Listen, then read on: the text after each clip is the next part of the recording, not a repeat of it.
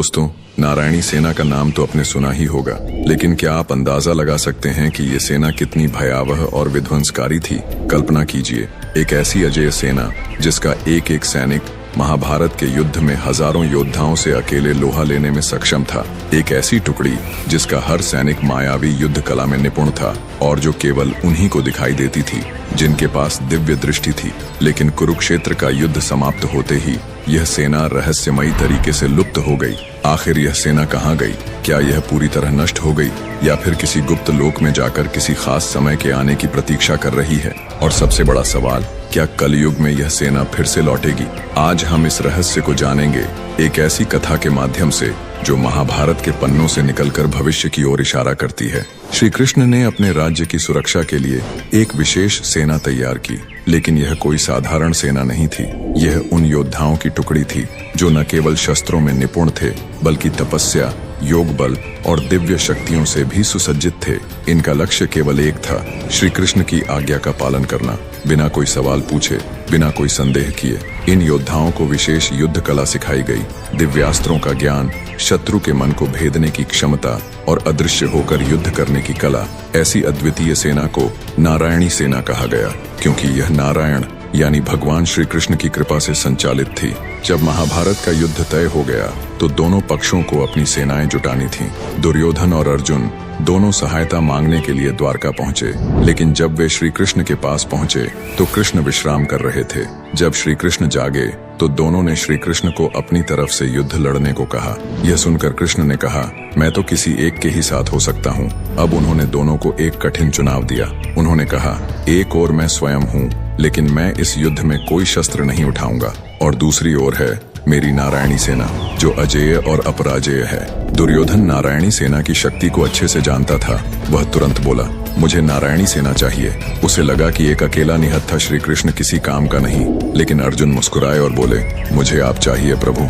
यहीं पर तय हो गया था कि धर्म की विजय होगी, क्योंकि बल से अधिक बुद्धि और ईश्वर का साथ महत्वपूर्ण होता है। और नारायणी सेना शक्तिशाली तो थी, लेकिन इतनी भयावह और विध्वंसकारी सेना का नेतृत्व सही से तो केवल कृष्ण ही कर सकते थे। वह कृष्ण के नेतृत्व के बिना अधूरी थी। कहा जाता है कि इस सेना में श्री कृष्ण के 18,000 साथी भी थे, जो सब महान योद्धा थे। महाभारत युद्ध में नारायणी सेना कौरवों की ओर से लड़ी। इनके योद्धा अद्वितीय थे। वे मायावी अस्त्रों का प्रयोग कर सकते थे, शत्रु की मानसिकता को प्रभावित कर सकते थे और इतना अनुशासित युद्ध करते थे कि इन्हें हराना असंभव लगता था। भीम, सात्यकी और अर्जुन ने मिलकर इनका घोर संहार किया, लेकिन फिर भी यह सेना अपनी आखिरी सांस तक लड़ी। लेकिन दोस्तों, असली रहस्य तो इसके बाद शुरू हुआ। युद्ध के बाद यह सेना कहाँ गई? महाभारत युद्ध समाप्त हुआ, श्री कृष्ण द्वारका लौट गए, लेकिन युद्ध में बची हुई नारायणी सेना का कोई नामो निशान नहीं था। क्या वे युद्ध में पूरी तरह समाप्त हो गए थे?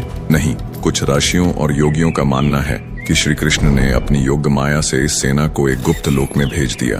कहा जाता है कि नारायणी सेना आज भी कहीं अस्तित्व में है, लेकिन यह केवल उन्हीं को दिखाई देती है जिनकी आत्मा शुद्ध और दृष्टि दिव्य होती है। कुछ लोग कहते हैं कि यह सेना गोलोक चली गई, जहां यह श्री कृष्ण के आदेश की प्रतीक्षा कर रही है। कुछ तांत्रिक ग्रंथों में लिखा है कि यह सेना एक अलग आयाम में जाकर तपस्या कर रही है, और जब कलयुग में अधर्म चरम पर पहुंचेगा तब यह पुनः प्रकट होगी। नारायणी सेना की रहस्यमयी शक्तियां। इस सेना के बारे में कहा जाता है कि इनके पास सामान्य योद्धाओं से अलग शक्तियां थीं। ये दिव्य दृष्टि वालों को ही दिखाई देती थी।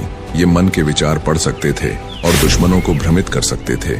इन्हें किसी अस्त्र से मारा नहीं जा सकता था, क्योंकि ये योग बल से स्वयं को सुरक्षित कर सकते थे।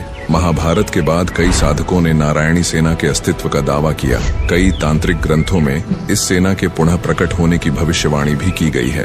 क्या कलयुग में नारायणी सेना लौटेगी? दोस्तों, अब सबसे बड़ा सवाल, क्या यह सेना कलयुग में फिर से प्रकट होगी?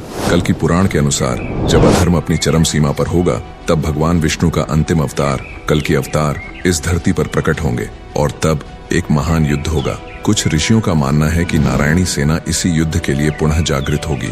संभावना यह भी है कि यह सेना किसी गुप्त स्थान पर छिपी हो और जब समय आएगा तब यह फिर से प्रकट होगी।